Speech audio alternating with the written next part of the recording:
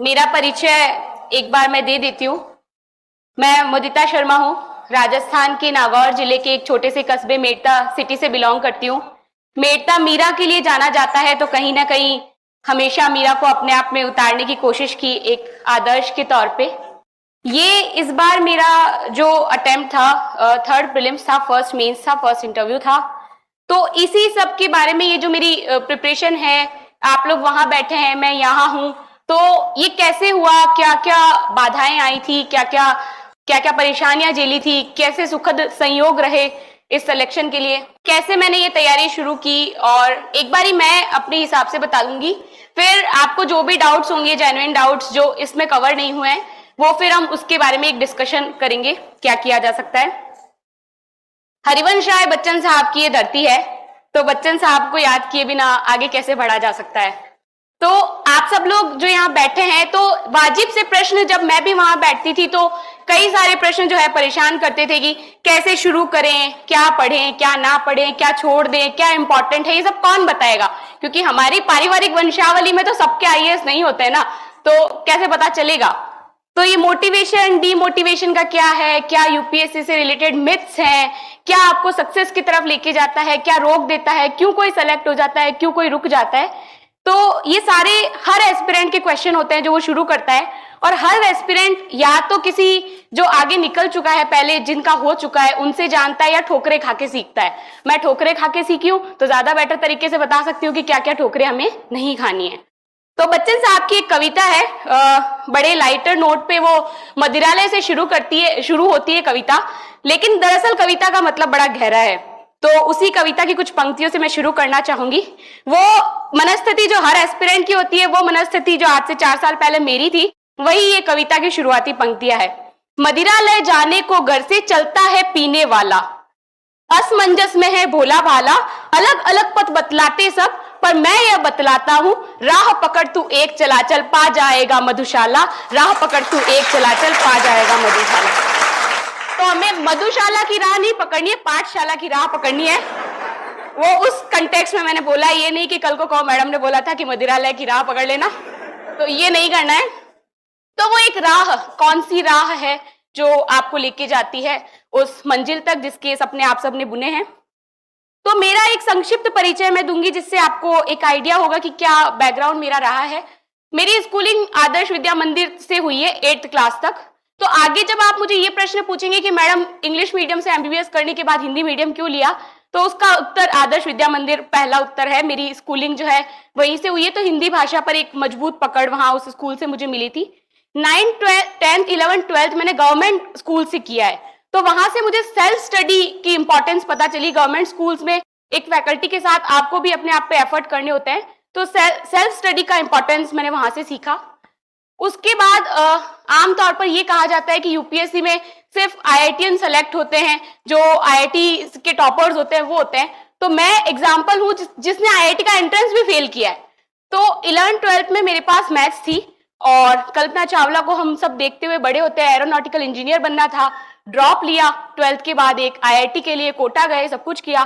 But ये होता है ना कि 11th 12th में वो एडवांस एक प्रिपरेशन जो होनी चाहिए आईआईटी के लिए, वो नहीं थी कहीं ना कहीं, तो नहीं हुआ, आईआईटी फेल हो गए। अब क्या करें। तो मेरे पास 12th में मैथ्स और बायो दोनों थी, तो फिर ये डिसीजन लिया गया कि आईआईटी नहीं तो एनआईटी भी नहीं। तो वो कहीं ना कहीं फिर मेडिकल की तरफ डाइवर्जन हुआ। फिर से ड्रॉप लिया, मेडिकल की प्रिपरेशन की। पहला नीट मैंने दिया था, जब पहली बार नीट आया था, तो हमारे जो टीचर थे वो कहा करते थे ये सोने का अंडा है, इस बार जिसने ले लिया उसके लिए बड़ा आसान है। तो वो दिमाग में एक सोने का अंडा चलता था कि पेपर टफ आएगा, शुरू का किसी को नहीं पता कैसा आएगा, तो पढ़ लो। पढ़ लिए, निकल गया। फिर मैंने एमबीबीएस किया जोधपुर से, एसएन मेडिकल कॉलेज से, गवर्नमेंट मेडिकल कॉलेज है, राजस्थान का 2nd नंबर का कॉलेज है। उसी दौरान कहीं ना कहीं बचपन में ये होता है, हमारे अंदर होता है, लेकिन चीजें सॉलिड प्लान के रूप में लाइफ के लेटर एजेस में आती हैं।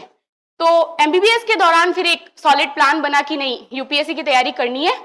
और कैसे बना, जैसे मैं स्टूडेंट काउंसिल में लिटरेरी सेक्रेटरी थी, तो कहीं ना कहीं लीडरशिप का, मैनेजमेंट का एक एक्सपीरियंस हुआ, कैसे काम किया जा सकता है, हॉस्पिटल के कुछ एक्सपीरियंस हुए।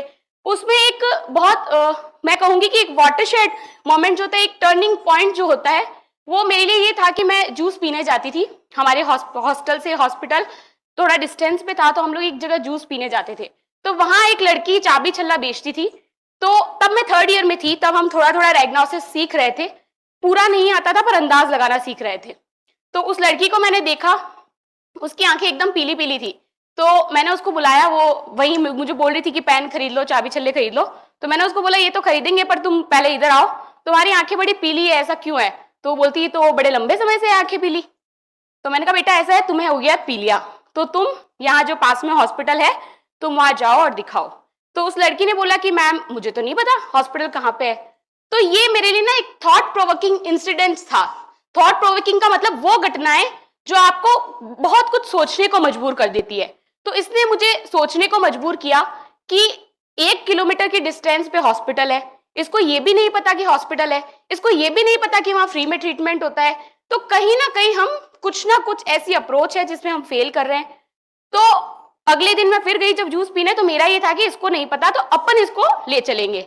मैंने उस लड़की को उस पूरे एरिया में ढूंढा, बट वो लड़की मुझे कभी नहीं मिली। तो उसकी जो पीली आंखें थी, कई बार क्या होता है कुछ ऐसे दृश्य होते हैं जो आपको सोने नहीं देते हैं, तो वो जो पीली आंखें थी, उन पीली आंखों ने मुझे कई दिनों तक सोने नहीं दिया। तो कई सारे जो फैक्टर है, मल्टी फैक्टोरियल मैं कहूंगी, जो स्टार्ट हुआ इस प्रिपरेशन का, उसमें से एक ये कहानी थी। फिर शुरू किया 2019 में, मेरा खत्म हुआ MBBS इंटर्नशिप। तो 2019 वाला जो फाउंडेशन 27 बैच था दृष्टि का, उसमें मैंने स्टार्ट किया।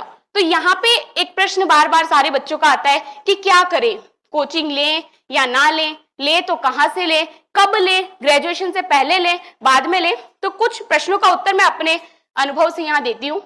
2019 में मेरी ग्रेजुएशन खत्म होने के बाद मैंने कोचिंग स्टार्ट की थी। तो मैं किसी भी बच्चे को जो अभी ग्रेजुएशन में है, मैं ये कहूंगी कि क्योंकि इस सारी प्रिपरेशन का एक बहुत इंपॉर्टेंट पार्ट है इंटरव्यू। इंटरव्यू 275 मार्क्स का होता है। आमतौर पर लोग ये कहते हैं कि 1750 नंबर का मेंस है और 275 नंबर का इंटरव्यू है, तो अगर मेंस ही हम अच्छे से कर ले गए तो इंटरव्यू ठीक ठाक होगा। मेरे केस में आप देखेंगे कि मेरे मेंस के जो मार्क्स है वो बहुत बहुत एवरेज मार्क्स हैं।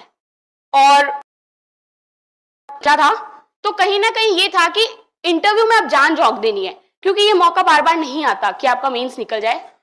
तो वो इंटरव्यू की प्रिपरेशन जो है, मुझे 204 मार्क्स मिले हैं इंटरव्यू में, जो कि अभी तक के जब से ये 275 नंबर वाला स्टार्ट हुआ है, संभवतः ये पिछले कई सालों का जो है हिंदी मीडियम के किसी बच्चे ने 200 क्रॉस नहीं किए और वो मुझे मिले। तो उसमें क्या फैक्टर्स रहे, कैसे आप लोग 204 की बजाय 210 पा सकते हैं, कैसे मैं अगले अटेम्प्ट में 204 से ऊपर पा सकती हूँ, तो ये सारी चीजें जो है हम यहाँ डिस्कस करेंगे। तो ये जो पहला प्रश्न है कि तैयारी कब करें, ग्रेजुएशन के दौरान या ग्रेजुएशन